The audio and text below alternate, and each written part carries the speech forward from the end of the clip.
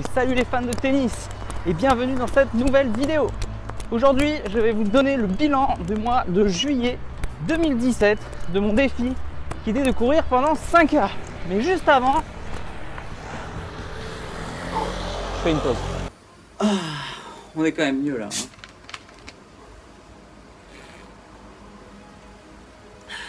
Bon alors, ce bilan du mois de juillet.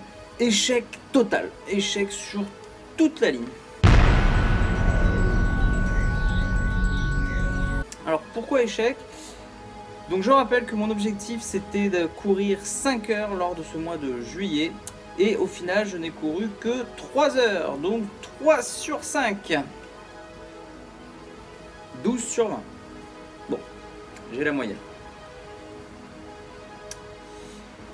Mais le plus intéressant c'est de savoir pourquoi j'ai échoué.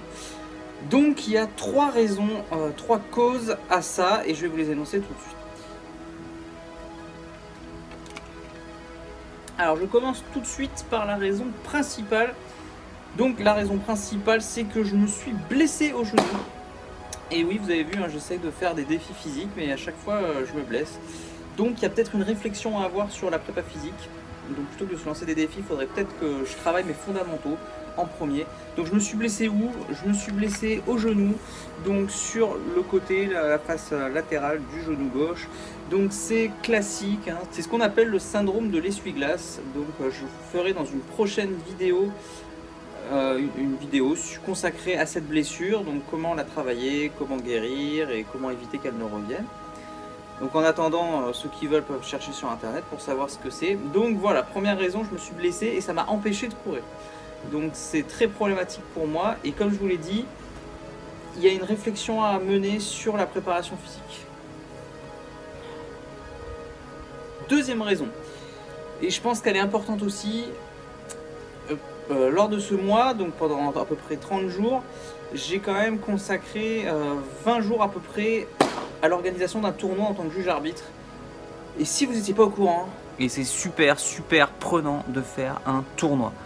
Du coup, c'est très compliqué de faire un objectif physique pendant le tournoi. On est sans cesse en train de penser à autre chose, on n'a jamais le temps, on rentre le soir des fois à 23 h, on se lève tôt, on a toujours en tête quelque chose, on a peu de temps pour le faire. Donc c'est très compliqué de mener de front deux choses en même temps, un tournoi et une préparation physique. Donc à l'avenir, je vais arrêter de faire des défis lorsque j'organise des tournois. C'est ma mesure prise pour réussir la prochaine fois. Et à ce sujet, guettez bien la vidéo demain parce que j'en reparle. Et troisième raison, pas forcément la plus importante, mais qui peut avoir son importance aussi, c'est la qualité de l'objectif. Je me suis fixé de courir 5 heures pendant tout le mois. Sauf que 5 heures, c'est pas assez précis. Parce que je sais pas combien de temps il faut que je cours, etc. Du coup, en général, quand on se met un objectif soit à long terme, ou soit dans une quantité comme ça, on n'est pas précis et on n'a aucune motivation à le faire. Donc la clé pour la fixation d'objectifs et de la réussite de l'objectif, c'est de diviser ce gros objectif en une division de plus petits objectifs qui sont beaucoup plus mesurables. En l'occurrence, 5 heures par mois, j'aurais pu le faire par semaine. Ça équivaut à peu près à 2 footings par semaine de 30 minutes, plus un bonus de 2 footings dans le mois. Et là, j'aurais été beaucoup plus rigoureux toutes les semaines à me dire, bon, j'ai 2 footings à faire, de 30 minutes, je les fais. Parce que là, le risque aussi, c'est que tu peux très bien courir une fois pendant 2 heures, sur 3 jours d'affilée, et après rien faire le reste du mois. Et ça n'équivaut à rien au niveau de la prépa physique de faire ça.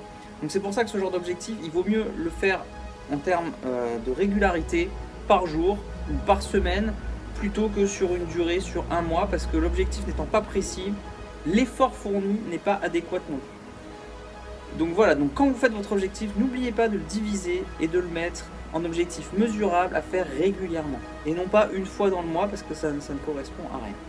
Dis bonjour à la caméra. Coucou les gens. Merci d'avoir regardé cette vidéo. Je vous dis à demain pour la prochaine, pour le défi du mois d'août, qui vous allez voir sera vraiment spécifique. Vous verrez bien demain. Et en attendant, moi je vais me remettre de mon échec cuisant de ce défi. Et n'oubliez pas, lancez-vous des défis, échouez, progressez et surtout, faites-vous plaisir. Allez, ciao!